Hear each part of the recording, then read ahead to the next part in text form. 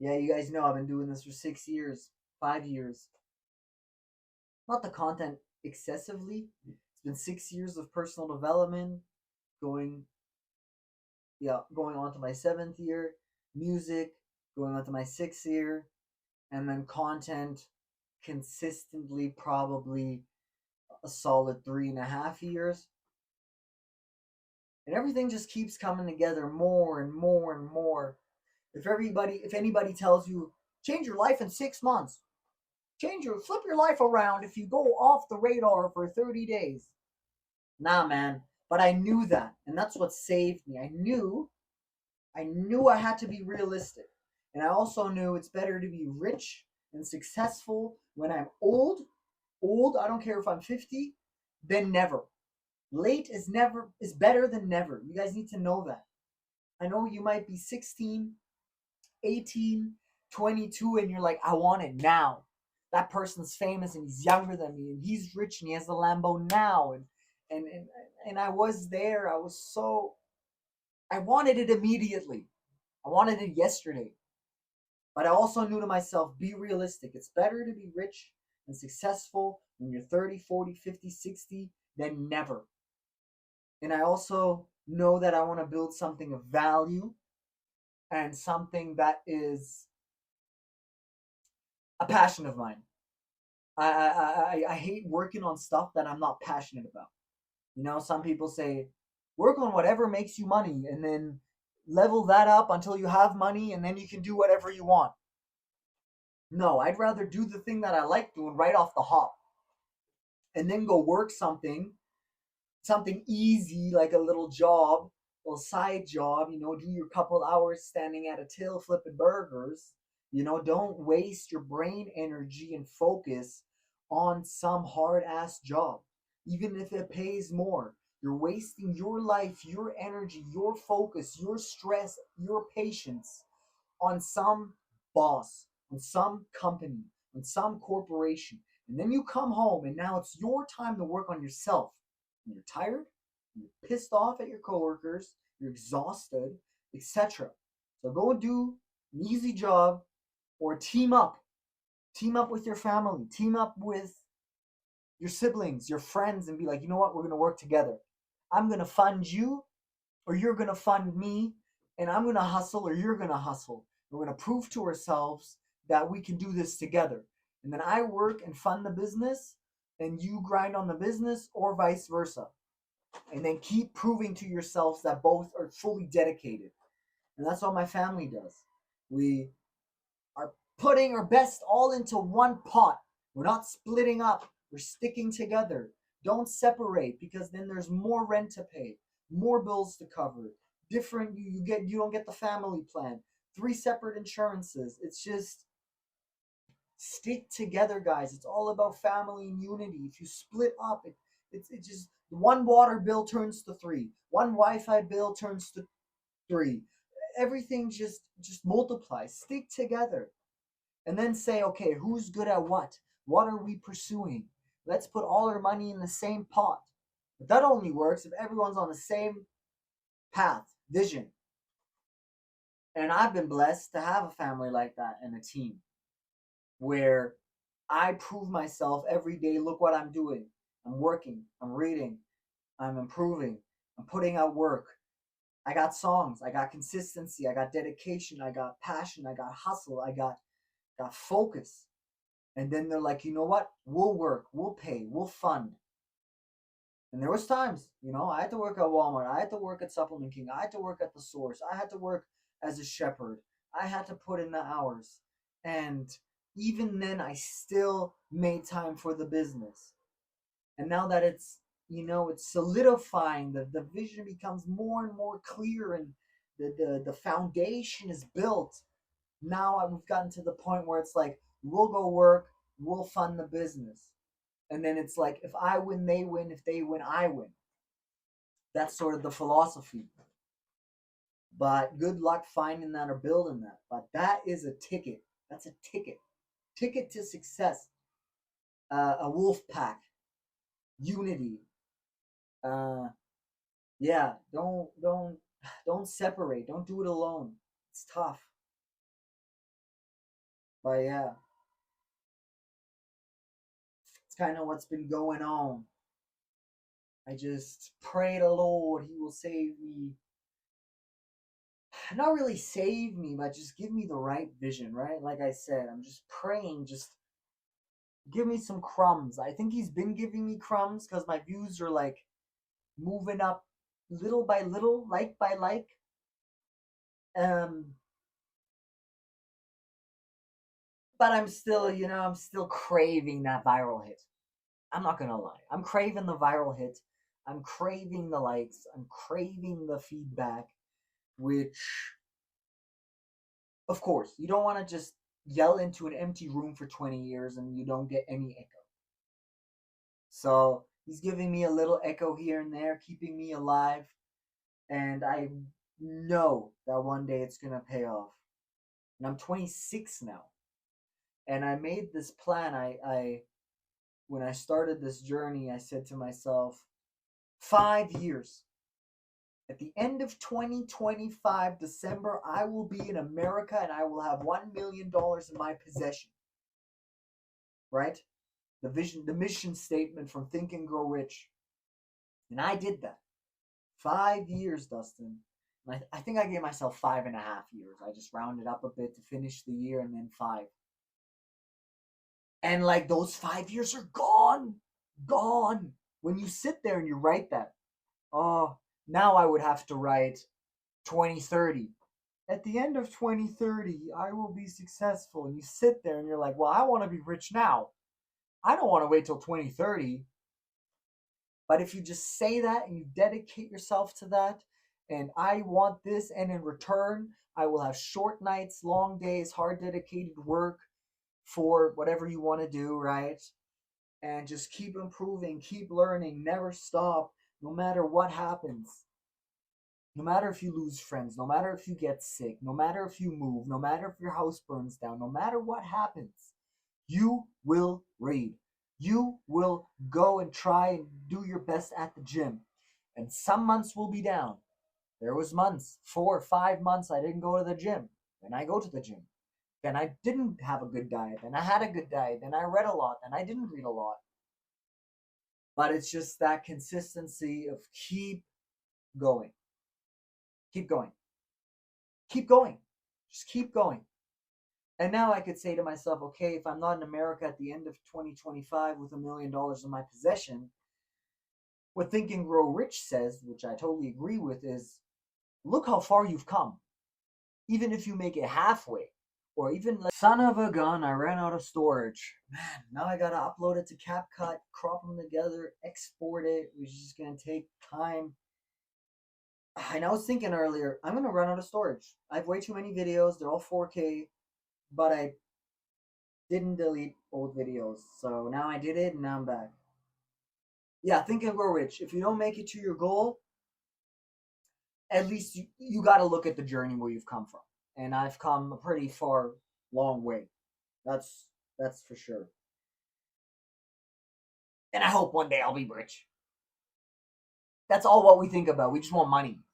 Right? The main focus is you don't want to chase the money. You want to chase bringing value. You want to chase fulfillment. You want to chase providing um, true knowledge, true understanding, meaningful life. That's what you want to chase. But we all know deep inside we want money. Money feeds our parents, money retires the loved ones, money buys us the things that make life easier. I know you want money. I know you want to be famous.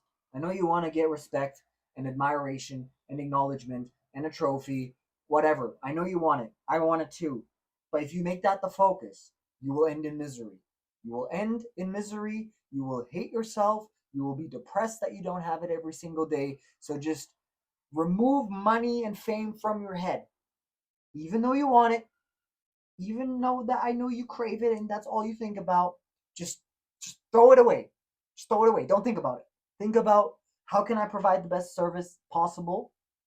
What am I good at? Now expand on that and give it to the world nonstop. And follow Christ, or everything's just going to end in corruption anyway. Follow Christ, do it for Christ, do it for the Lord.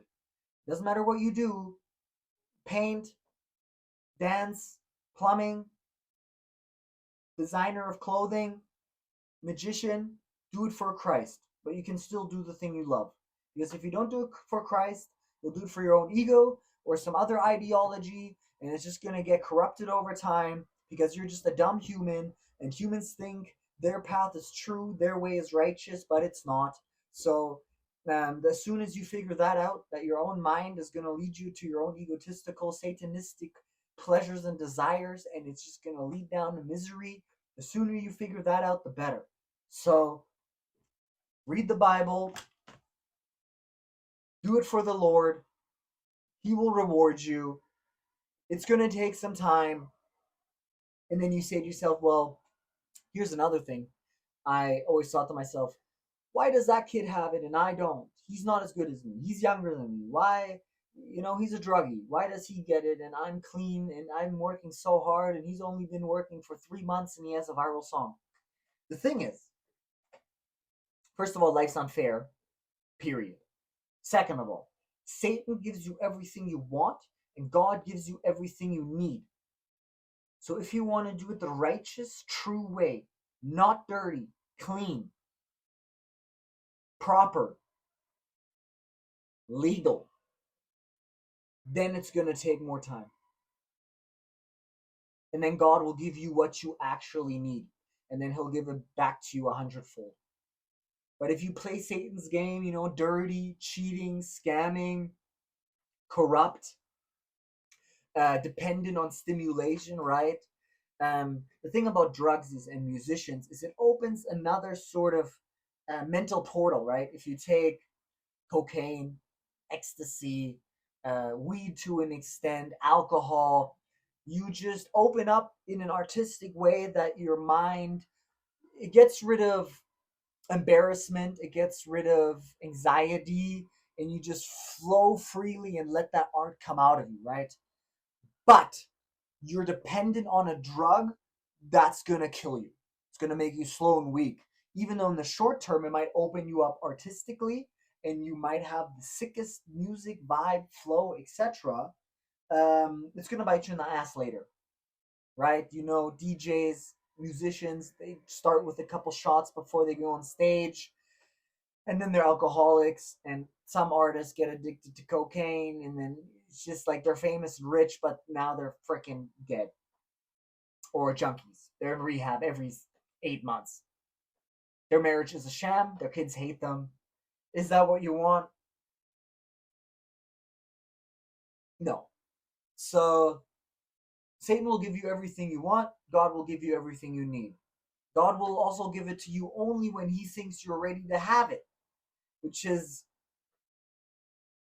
it works. It's a good mindset. It's what I believe. If he hasn't given it to me, then I'm not ready.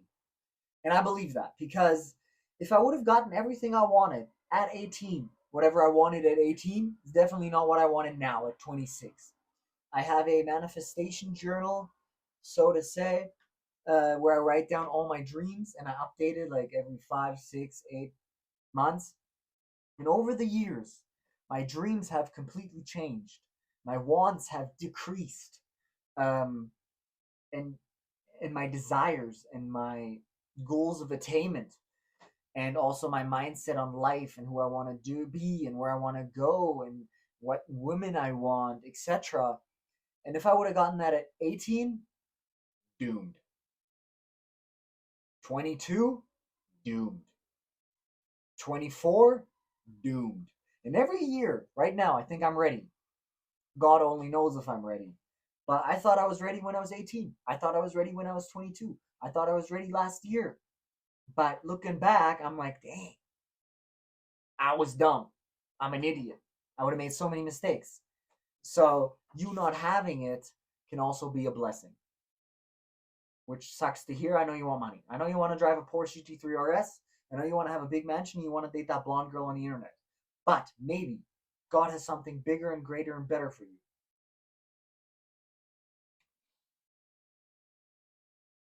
And that's a strong belief. That's a very strong belief. Look at the people you idolize. Would you trade your life 100% with them? your favorite rapper, your favorite artist, your favorite whoever. Do you want that life? No, you want the money, you want the recognition, you want the clothing, you want the car, you want the girls, you want the attention. That's what you want. You don't want that person's life because their life is probably pretty shitty. Addictions, drama, mental health issues. All those people got mental health issues. They're completely drugged out zombies, and then they go to rehab, and their friends are fake, and their family betrays them.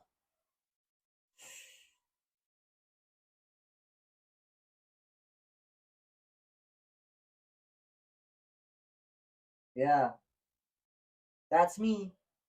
Today is Wednesday, July 23rd, 2025.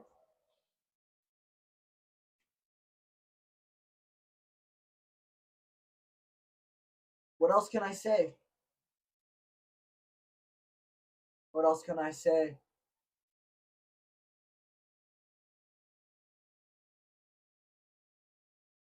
Another thing I could say is listen, guys, stop focusing on the negatives, right? Whatever you focus on flourishes, whatever you focus on prevails, whatever you focus on consumes your mind, your soul, your body. So stop focusing on the bad. The bad exists. I know the world is corrupt. Yes, everyone's evil. Yes, the big doom is coming. Sure, yes. Your life sucks. Yes, I know it's true. I know it's true. And you're right. And you have trauma, and your parents suck, and your friends suck, and your life sucks, and your money sucks, and your job sucks. Yes. But if you keep thinking about that and keep drowning yourself in that, then that's what your life will manifest. That's what will happen to you. And you're right, the problems are there. But don't be that guy in a group project who points out all the problems. Everyone knows the problems are there. But you got to focus on how can we grow? How can we learn? How can I find a solution? How can I change this issue? Sitting there all day and looking at the problem, yes, you're right. Yes, the problem sucks. Yes, you could evaluate and figure out the root of the problem, but it's just going to be more manifestation of the problem. So that's what Jesus is trying to get away from. Stop focusing on corruption. Focus on me, your Lord, love. I have the solution. Look at the light. Because if you focus on the light and the light grows, then it numbs out the darkness, it kills darkness. But if you only focus on the dark, right, you're only going to walk to dark. You're only going to follow darkness. You're only going to be consumed by darkness. Just like when you're in a tunnel, you focus on the end of the tunnel, the light. You focus on the tiny speck of light, hoping it will lead you somewhere. But imagine if you're in a tunnel and you just look at the darkness. Where are you going to end up, bro? Where are you going to end up? So, and just like in the tunnel, the light of humanity is very small. And then also the light in your family, in your culture, in your circumstances, everyone has a different light source in their life. And some people's light might be big and some might be small. But the only thing that you can do is focus on that little piece of light. And yes, your life is ass. Yes, you have a horrible. And I feel you. And life is unfair. And you question God. And everything sucks. It's just, I know it's terrible. But like, what are you gonna do, man? What are you gonna do? Because the only option is accepting that and trying to get out, or accepting it and letting it become your identity. The guy who never made it, the guy who had trauma and didn't break out of the chains. Because there's a success story for any type of person on this entire planet. People with no legs, people with disabilities, people from war, people from abusive parents, people from no parents, black, white, Chinese, anything. There's a story. And now you could say, I'm going to write a new story. I'm going to be the first guy with my story to break out. It's going to be tough, but imagine you make it. You'll have a sick story, bro. You'll have a sick story. I made it. My parents were horrible and I made it. I came from the gutter and I made it. I was a nobody and I made it. I was scrawny, weak, and had issues and I made it. Or you can be the guy, I have issues and I still have issues and I cry about my issues and please give me a pat on the shoulder and have some sort of empathy for me. Okay, here's your empathy. What now? Shit. And there's always someone who has it worse than you. There's kids getting their freaking limbs blown off right now. That's a whole nother topic. Saw this TikTok, this compilation of people pulling broken TV pranks on their parents. Like they put it on the screen that it's like completely shattered and the LEDs are flickering. They lose their mind, bro. They lose their mind, bro. That's what their life revolves around. An LED screen that shows them their freaking entertainment. It's like they freak out like an infant was dropped on their head. They freak out like their mom died or worse. And it's 2025. A TV isn't 10 grand. A TV is 250, 500 bucks. Come on, you can do it.